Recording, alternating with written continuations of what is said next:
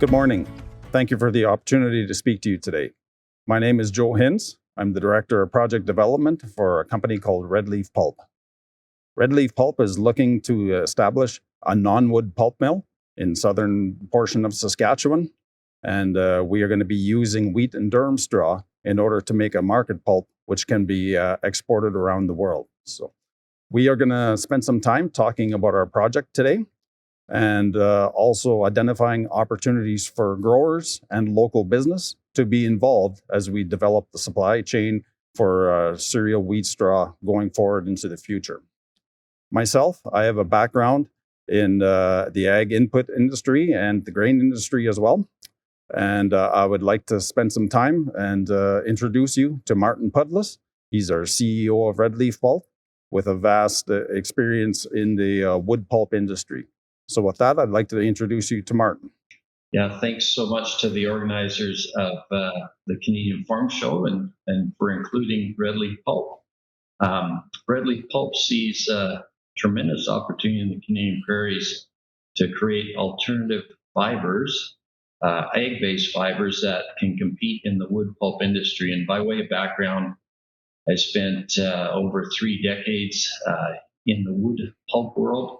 So certainly a big change for me coming into the sector, agricultural sector from forestry. But hopefully today will give you a sense of the tremendous potential that we see for a feedstock that is largely being wasted today. So this new venture has made me realize that there's a really compelling story for Canada to step into the production of egg pulp fibers.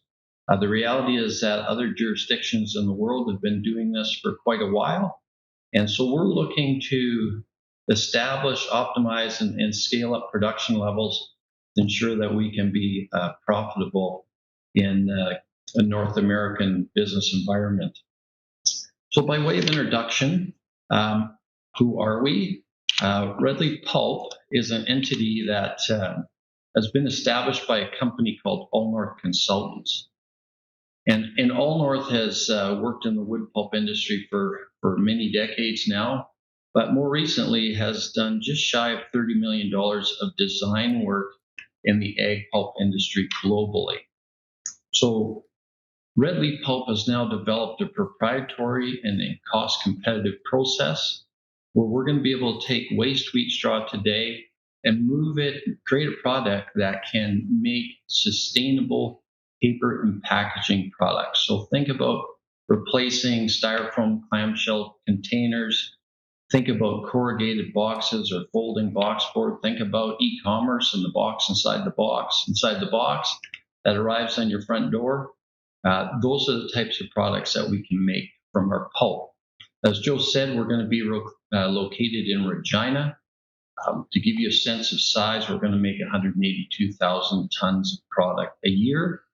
We have a very unique process that's lower in capital costs than typical wood pulp mills. And as we go through our presentation today, you'll get a sense of the tremendous sustainability story and the lower carbon that's involved. When you think about freeing up cellulose fibers, wheat straw has roughly half of the lignin of wood. And lignin is really the glue that holds those fibers together. When you pulp, you have to chemically and mechanically treat it to solubilize that lignin to free up the cellulose. So tremendous advantages in terms of energy reduction in making this type of pulp. And so today, we're seeing a large pull-through already from the market that we'll speak about. People are very hungry for this type of pulp, and it is very comparable to hardwood pulps and will work very well in concert with softwood pulps that are largely made in Canada. So today we're going to step through different aspects of our project. I'm going to concentrate on the offtake and what the market is for pulp, and then a little bit about the regulatory sustainability story. And then Joe's going to walk you through the feedstock and how we see the next couple of years moving forward and how growers can participate with us. So largest surprise to me coming out of the wood pulp industry is the potential for wheat straw and really any cereal grain straw. And fundamentally, when you look at pulp properties, one of the largest aspects is something called weighted average fiber length. So it's the length of the fibers, and generally, when you make something out of these, there's a network of fibers and they overlap. And the more fiber to fiber contact you have, the stronger the product will be. So it follows that if you have a longer fiber, you're going to have more fibers crossing. So this table on the slide shows you that when you look at South American eucalyptus, where countries in South America have completely changed biodiversity, they have planted cloned eucalyptus forests, monolithic, and 100% purpose for pulp. You can see they make a 0.73 millimeter fiber. Wheat straw, on the other hand, close to 1 millimeter. And when you think of some of the more conventional pulps you make in Canada from spruce pine fir, those are very long, slender fibers. And so generally, our fibers are going to be used in a recipe with Canadian pulp and going to compete against South American eucalyptus pulps or other hardwoods. To give you a sense of the market that we're moving into, really very, very large market. So there's roughly 200 million tons, air dry metric tons of global pulp production today. It generates about $365 billion of value. So when you break that out and look at the percentage of that global pulp that comes from egg fibers, it's about 6%. So think about 12 million tons globally. But the majority of that fiber is integrated. And when I say integrated, what that means is they make the pulp and then they move it into an end product, some kind of a paper product, right in situ. So there is also market pulp where people just make the cellulose, they hydraulically press it into a bale, and then they ship it to a third party where it's converted. So today, agricultural pulp fibers are virtually 100% integrated. Our model is going to be to create a market pulp so that we can move it to places around the globe so it can be converted by others that have that expertise. So we've got a tremendously large market that we can move in. We're going to be very uniquely positioned. And today we're getting very good response already. We've run pilot pen tests, so we've got our pulp samples. We've moved it out to converters, and it's run very successfully.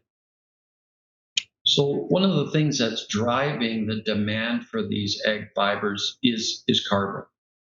And so today, when you look at the different pulps that are made, you can see on this chart whether it's a chemi, thermomechanical, a lot of electrical use there, to sulfate pulps, which are thermal and chemical.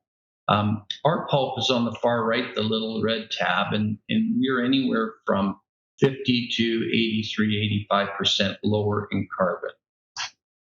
What's not included in this is the fact that the carbon associated with working the acres in terms of equipment, we're actually going to drop the amount of fossil fuel that's going to be required with our pathway.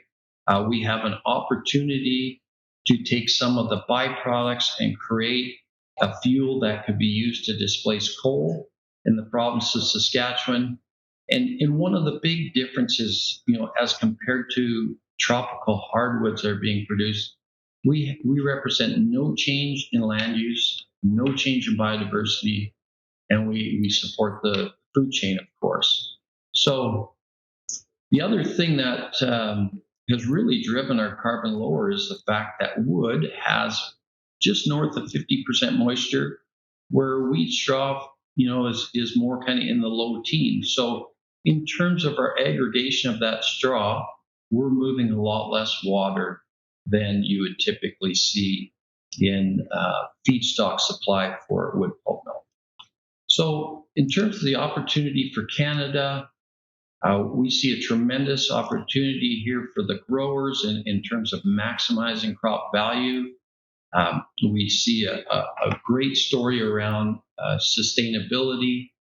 and moving the Canadian prairies ahead from an environmental perspective. Diversification. Pulp in over 3 decades never had any of our pulp products exposed to tariffs. So really diversifying the agricultural sector into products that foreign government policy doesn't impact the marketplace is going to help diversify. Focus on green energy industry, helping Canada decarbonize and really be a global leader in ag and alternative fibers.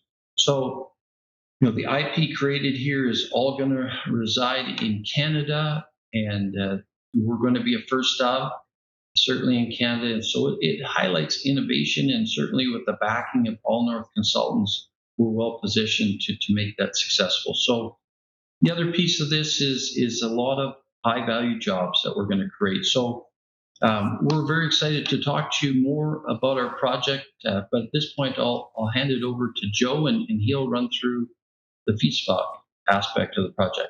Thank you, Joe. Thank you, Martin. Yes, I just want to touch on a few items and expand on them, as Martin has mentioned.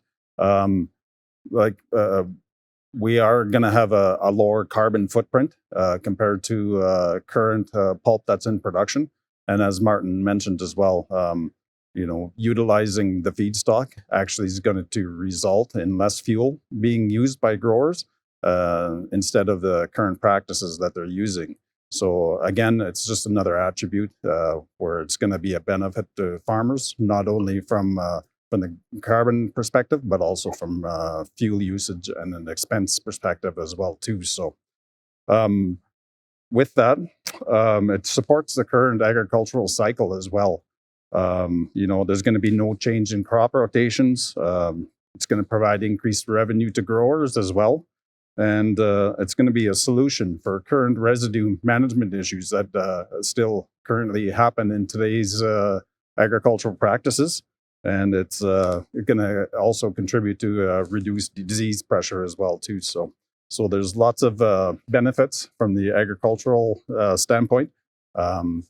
For I guess using straw in our processes. So enhanced utilization of technology, current optimization in technology in agriculture as of late has really made a big impact in this area. We can utilize in-season crop monitoring, using high-density balers with RFID tagging to record weights, dimensions, moistures. We can also add preservatives. We can also use that technology for the logistics and the location of the feedstock, and also for payments. So, utilizing the technology that's currently available in the ag marketplace will definitely help with inventory risk management and the overall management of our project. It'll just make it that much more efficient. So, and as well, financially stable. We're going to offer advances to growers before the harvest season to ensure that we will come and pick up that feedstock, and we will not leave any unharvested windrows. Definitely that is an issue that growers have expressed to us, that they want to ensure that is being addressed. So one unique feature of our project as well too is we're going to also have final payments on our straw that we're going to collect from growers. And we're going to index the straw payments to the sales of pulp and our other byproducts that we're going to produce at the mill, in order to give the growers an opportunity to participate in the revenue that we will see from the operations of our facility as well too. So, and lastly, it's going to create an opportunity for growers and other business people in the area to partner in development of the supply chain, both from the custom baling, from logistics. It's going to provide an opportunity for growers to utilize their staff for a full season. There's going to be no off season for them as well, so that they can keep their manpower utilized all season long instead of the peak season. So So there's going to be a lot of opportunities for growers if they wish to participate and be partners with us in our projects. So we did initiate a study looking at the potential feedstock supply in southern Saskatchewan. And we have determined that there's more than ample amount of feedstock in the province, or in the southern part of the province, to support our project. When we look at it, the availability of feedstock in different zones, we looked at it in a 40-kilometer radius, 80-kilometer radius, and 120-kilometer radius of our location. And when we look at the 120-kilometer radius, we only need engagement of less than 10% of the growers and the land base in that area in order to make our project feasible. So there's quite a significant opportunity there for the wheat and durum straw, and there's an ample amount available for our project. So it's really quite compelling when you look at that in that perspective, where there's there's going to be a significant opportunity to add value to something that's currently presenting some challenges and issues to growers. So, as Martin mentioned, the LCA impact. When you compare our how we anticipate our project to what's currently happening, you're going to see a significant reduction in fuel, which is also going to have a reduction in the carbon with the project as well. And that's definitely a benefit and an advantage for our process going forward into the future. So the next steps, project timing, we will make an announcement on our site in the very near future, most likely in June of 2021. We anticipate construction to start on our project next spring, in spring of 2022. And we anticipate our project to be completed and commissioned by the fall of 2023, potentially leading into the spring of 2024. So growers are going to hear from us very shortly. Once we have our site confirmed, we will make press releases. We will do the community engagement functions, and of course, participating in Canada's Farm Show, growers will hear a lot more about red leaf pulp going forward in the future. So, when will we need straw? We will start aggregating straw in the fall of 2021. A small amount will be aggregated and stockpiled, so that we can look at doing some testing on the storage of the straw, and just to see how that reacts to the winter conditions, and so that we can use it as a benchmark for future storage operations that we have. We do have that straw in place and secured already. We have made arrangements with growers to supply that with that amount. So our significant amount of straw we were going to look to gather in the fall of 2022. We estimate a volume of 50 to 100,000 tons. And of course, that's going to be based on the results of our storage trials that we do this fall. And that'll determine how much straw we're going to look at for future uses. The reason for that is we anticipate that we are going to have to take a multi-year approach in order to aggregate and to compile the amount of volume and inventory we need for our facility. So a couple of years of head start will definitely be required for us in order to have the amount and volume of straw that we need to operate our facility on a full year basis. So how much straw is required? We will require 300,000 tons of straw, of wheat and durum straw per year, and approximately 50,000 tons of flax straw as well within our operations. So, and preference will be given to growers that are early adopters, and will be looking to sign a letter of intent and a memorandum of understanding with us. We are going to be looking at targeting growers within the 120-kilometer radius of our facility. And like I mentioned earlier, if we stretch out to that radius and distance, we will need only less than 10% of engagement within that radius for our straw needs. So definitely we want to create some urgency from the growers. We've got more than enough straw in the area to draw from, but preference will be given to those growers that see the opportunity and sign up with us earlier rather than later. So. Also, we're going to be working closely with growers that can provide custom baling and logistics services. Those side businesses are going to be very important to the operation of our facility. So we definitely want to grow that piece of the supply chain and ensure that that gets developed alongside of our project as well too. And also, we are going to be looking for growers that can provide satellite sites and manpower to operate satellite sites. We anticipate we will have from 5 to 6 satellite sites located around the area of Regina for our project, and that's where we'll be storing our full year's amount of inventory and at the different locations to ensure that we're addressing risk management and we do not have all of our inventory in one location due to for risk mitigation due to fire and other issues. So contact information, you can contact myself, Joe Hinz at Red Leaf Pulp, or you can give me a call and you can view our website for our contact information as well too. And we are actively out talking to growers starting this spring and this summer. And we look forward to working with you and partnering with you with our projects. So thank you very much. Bread, crackers, energy bars, waffles, omega-3 eggs, pet food, and more are connected to Regina. What do they all have? Flax. Canmar Foods is the largest flax processor in North America, traceable from the farm to your breakfast. From Regina, we make things tastier. We are growing the impossible.